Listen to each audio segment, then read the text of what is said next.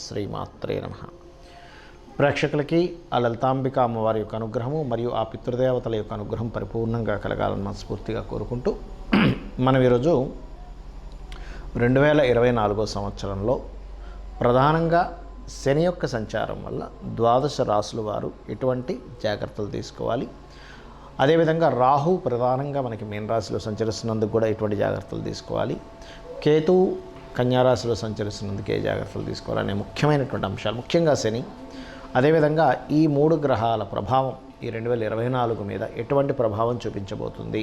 ముందుగా మేషరాశి వారికి ఈ 2024 సంవత్సరంలో అద్భుతంగా ఉండాలి, మీ యొక్క జీవితాలు చాలా బాగుండాలి అంటే కర్మకారకుడైనటువంటి శని యొక్క రిజల్ట్ వేటి మీద మీకు చక్కటి ఫలితాలు ఇస్తుంది. ఏ విషయాల్లో ఈ శని ప్రభావం, ఏ విషయాల్లో జాగ్రత్తగా ఉండాలి అని చెప్పి చూసుకున్నట్లయితే ప్రధానంగా శని భగవానుడు ఎప్పుడైతే మనకి మీనరాశిలో సంచరిస్తుంటాడో, మీనరాశిలోకి వెళ్తున్నాడు, బట్ కుంభరాశిలో సంచరిస్తున్నాడు ఇప్పుడు. అంటే ఈ శని ప్రభావం మీకు 15 డిగ్రీలు దాటినప్పటి నుంచి మీనరాశి మీద ప్రభావం ఉంటుంది. మీనరాశిలో డైరెక్ట్ సంచరించడం అని కాదు దాని అర్థం. మెయిన్ రాశి మీద ప్రభావం ఉంటుంది. ఎందుకు ఉంటుంది అంటే చెప్తాను చూడండి. ఇక్కడ పర్టికులర్గా మెయిన్ రాశి ప్రభావం కూడా శనికి ఉంటుంది. బికాజ్ ఆఫ్ శని మీన రాశి వారికి ఏలినాటి శని ఇస్తున్నాడు. ఒకటి, శని సంచరిస్తున్న నక్షత్రం రాహు నక్షత్రం ఏదైతుందో ఈ రాహు వెళ్ళి మీనం మీద ఉన్నాడు, అందుకని మీన ప్రభావం కూడా వస్తుందని నా ఉద్దేశం. అంతే, రైట్. ఇక మేషం వారికి ముఖ్యంగా చూసుకున్నట్లయితే మీకు ఈ ఇన్వెస్ట్మెంట్స్ రిలేటెడ్ సంబంధించినటువంటి విషయంలో ముఖ్యంగా జాగ్రత్తగా ఉండాలి, గుర్తుపెట్టుకోండి. శని ప్రభావం మేషానికి ఇన్వెస్ట్మెంట్ రిలేటెడ్ సంబంధించిన విషయాల్లో చూపిస్తుంది.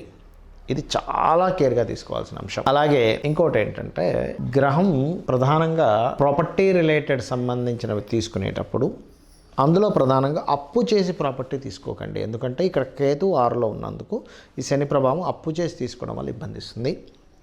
అదేవిధంగా సంతాన సంబంధించినటువంటి విషయంలో గురువు యొక్క పాజిటివిటీ ఉంది కాబట్టి మే వరకు నో ప్రాబ్లం. మే తర్వాత మాత్రం సంతాన సంబంధించిన విషయంలో నిర్ణయాల విషయాల్లో జాగ్రత్తగా ఉండండి. బికాజ్ ఆఫ్ ఇక్కడ డబుల్ ట్రాన్సిట్ అనేటువంటిది ఉంది. ఏది, గురువు శని ఇద్దరు పంచమాన్ని చూస్తున్నారు కాబట్టి మే వరకు సంతాన సంబంధించిన విషయాల్లో, రాజకీయ సంబంధించిన విషయాల్లో అద్భుతంగా ఉంది జనవరి 1 నుంచి. కాకపోతే ఈ మే దాటితే వృషభంలోకి వెళ్ళిపోతాడు కాబట్టి అక్కడ కొంచెం జాగ్రత్తగా ఉండాలి. మరి ఈ శని పాజిటివ్ కూడా ఇస్తాడు కదండి, ఎందుకంటే అన్నీ నెగిటివే అని కాదు, ఎందుకంటే లాభశని మీకు ముఖ్యంగా మేషం వారికి. So what is the positive అంటే ధనయోగాన్ని ఇస్తాడు. వివాహం ఎప్పటి నుంచో అవ్వటం లేదండి, వివాహం అసలు అవుతుందా లేదా అనేటువంటి కన్ఫ్యూజన్లో ఉన్నటువంటి మీకు ఆ యొక్క కన్ఫ్యూజన్స్ని చాలా మటుకు తగ్గిస్తాడు. ఇది గుర్తుపెట్టుకోండి. అయితే 6లో ఉన్న కేతువుని శని నుంచి అష్టమంలో ఉన్నాడు కేతువు కాబట్టి అప్పులు ఇవ్వడం సర్వసాధారణంగానే మేషరాశిలో జన్మించాము, మేష లగ్నంలో జన్మించామంటేనే వాళ్ళకి పర్టికులర్గా వాళ్ళకుండే కర్మ దేంతో లింకప్ అయి ఉంటుందంటే, ఒక 4 డబ్బులు ఉన్నప్పుడు ఏం చేస్తారంటే మేషం వారు ఎవరికైనా అప్పు ఇచ్చి ఎంతో కొంత వడ్డీ తెచ్చుకొని దాన్ని కొంచెం ఇంప్రూవ్ చేసుకొని ఫ్యామిలీని ఏదో అభివృద్ధి పరుచుకుందాం అనుకుంటారు.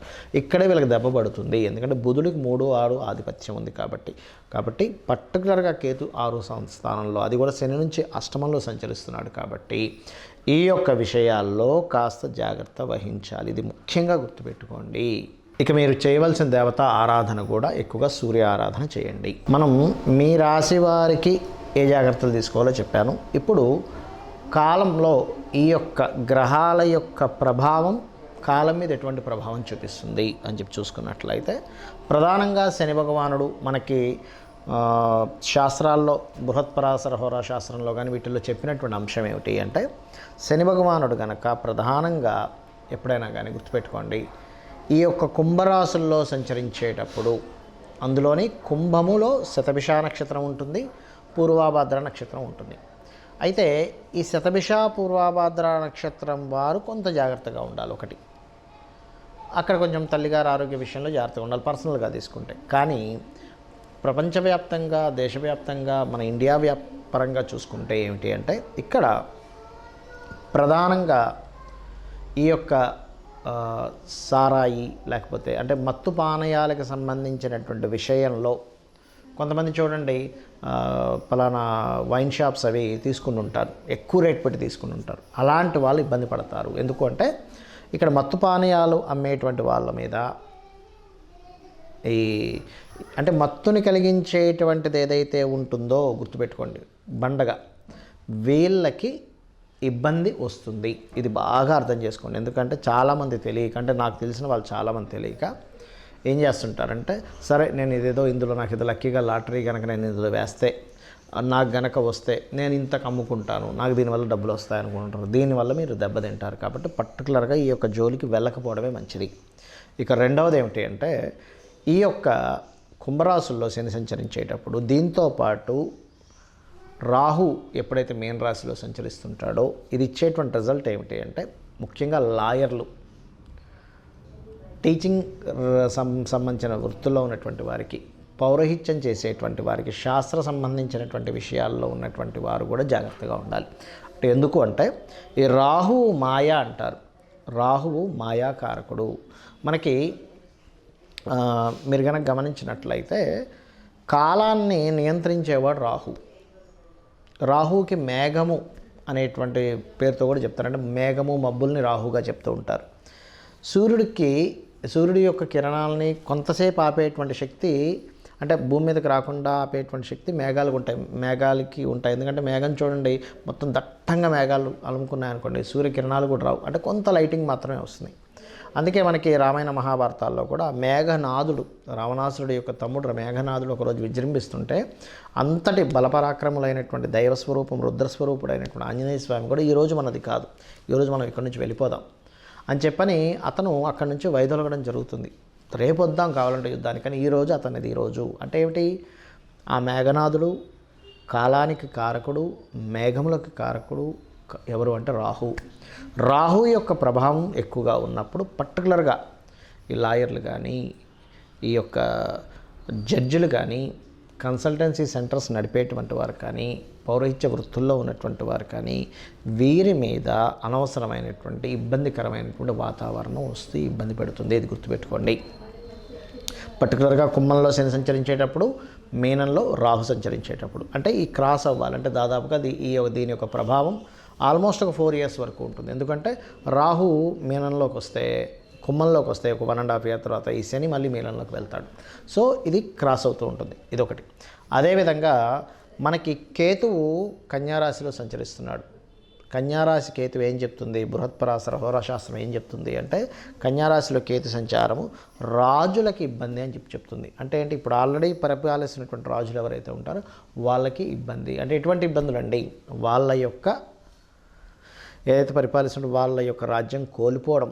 ఎందుకంటే ఒక రాజుకి శాస్త్రాల్లో చెప్పింది అయితే ఇంకా అసలు మృత్యు సంబంధమైనటువంటి విషయాలు జరుగుతాయని కూడా చెప్పింది శాస్త్రం. అయితే ఇక్కడ నేనేం చెప్తానంటే, ఎప్పుడు మృత్యువే రావాలని రూల్ లేదు, గుర్తుపెట్టుకోండి. ఒక రాజుకి తన రాజ్యం కోల్పోవడమే మృత్యువుతో సమానం. ఒక ఉదాహరణకి ఒక సైనికుడు ఉన్నాడు, లేకపోతే ఒక యుద్ధం చేసేవాడు ఉన్నాడు. యుద్ధం చేసే వ్యక్తికి యుద్ధంలో మరణించడం కంటే యుద్ధంలో ఓడిపోవడమే మరణంతో సమానం. అలా ఏంటంటే శాస్త్రాల్లో చెప్పినటువంటిది అయితే మృత్యుతుల్యమైనటువంటిది మృత్యు సంభవము అని చెప్తూ ఉంటారు. ఎందుకు, కేతు కన్యారాశిలో సంచరించేటప్పుడు. కాబట్టి రాజులు అంటే ఇప్పుడున్నటువంటి కాల ప్రమాణంగా తీసుకుంటే సీఎంలు కావచ్చు, పిఎంలు కావచ్చు, లేనట్లయితే దేశవ్యాప్తంగా ప్రెసిడెంట్లు కావచ్చు, ఈ భారతదేశం అనే కాదు, ప్రెసిడెంట్లు కావచ్చు. అందులో పర్టికులర్గా కాశ్మీర నగరానికి సంబంధించినటువంటి విధిగా చెప్తూ ఉంటారు కేతు కన్యారాశిలో సంచరించేటప్పుడు. సో కాశ్మీర నగరానికి సంబంధించినటువంటి పరిపాలించేటువంటి వారు కావచ్చు, ఇటువంటి వారి రాజులకి ఇబ్బంది ఇస్తుంది ఇక్కడ. మరి కేతు సంచారం కన్యారాశిలో మరి సామాన్య ప్రజలు ఏ విషయాల్లో జాగ్రత్తగా ఉండాలి అంటే, ఇక్కడ ల్యాండర్ మీద చూపిస్తూ ఉంటుంది. ఎందుకంటే కన్యారాశి అనేటువంటి ల్యాండ్ సంబంధించిన రాశి. కన్య కానీ, వృషభం కానీ, అదేవిధంగా మకరము, ఈ 3 కూడా ల్యాండ్స్ రిలేటెడ్ సంబంధించిన రాశిగా చెప్తూ ఉంటారు. కాబట్టి ఏమిటి, ఒక 1 year 4 months వరకు, ఇంకొక 1 year 4 months చేంజ్ ఉంది ఆ కన్యారాశిలో కేతు సంచారం. ఆ సమయం వరకు కూడా మీరు చాలా జాగ్రత్తగా ఉండాలి ల్యాండ్ మీద ఇన్వెస్ట్మెంట్ చేసేటప్పుడు. జాగ్రత్త అంటే ఏమిటి, ఒకటి ఏదైనా లిటిగేషన్ ల్యాండ్ తీసుకుంటారు తెలియక ఈ కన్యారాశిలో కేతు సంచారం జరిగేటప్పుడు. అంటే తెలియక ఇన్ని రోజులు కష్టపడి జాగ్రత్తగా పెట్టిన డబ్బులు కాస్త లిటిగేషన్ ల్యాండ్లో పెట్టి అక్కడ ఇరుక్కుపోవడం, లేదా అవతల వాళ్ళు ఏదో చెప్తారు, ఏంటంటే అసలు మొన్నటి వరకు విపరీతంగా పెరిగింది, మీరు పెట్టేసేయండి, ఏముంటే ఒక సంవత్సరం మళ్ళీ డబల్ అయిపోద్ది అంటే, మనం తెలియకుండా ఏం చేస్తామంటే అప్పు తీసుకొచ్చి పెడతాం, డబ్బులు తీసుకొచ్చి.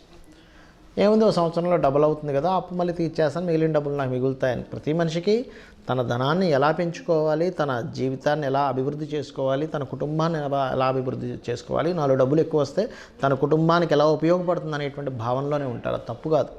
కాకపోతే ఏంటంటే కేతు ఈ సంచారం జరిగేటప్పుడు షార్ట్ టర్మ్గా ధనం పెరుగుతుంది, షార్ట్ టర్మ్గా భూముల మీద పెరుగుతాయి అనేటువంటి కాన్సెప్ట్ పక్కకి తీసేయండి. ఒక సంవత్సరంన్నర పాటు, సంవత్సరంన్నర తర్వాతే మీరు ఆ యొక్క వీటిల్లోకి వెళ్ళండి అనేటువంటిది చాలా క్లియర్గా ఈ కేతు సంచారం అనేటువంటి చెప్తుంది. మరి ఈ రాహు మాయ నుంచి బయటపడాలన్నా, ఈ శని యొక్క సంచారం కొమ్మల్లో సంచరిస్తున్నప్పుడు ఈ వీటి నుంచి బయటపడాలన్నా, కేతువు యొక్క ప్రభావం నుంచి బయటపడాలన్నా ఒకటే గుర్తుపెట్టుకోండి. ఒకటి చండీ పారాయణం.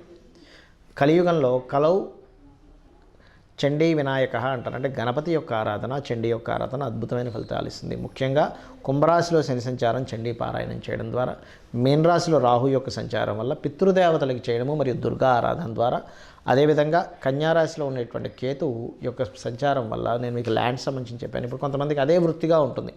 అంటే అలాగా వ్యవసాయం చేసే రైతులకి ల్యాండ్ మీదే పని ఉంటుంది, రియల్ ఎస్టేట్ వాళ్ళకి ల్యాండ్తోనే పని ఉంటుంది. రియల్ ఎస్టేట్ కంపెనీయే డైరెక్ట్ అక్కర్లేదు, చిన్న చిన్న వాళ్ళు ఉంటారు మీడియేటింగ్ చేసేటువంటి వాళ్ళు నెలకు 1-2 ప్లాట్లు అమ్ముకొని వాళ్ళ జీవితాన్ని సాగించుకుంటూ ఉంటారు.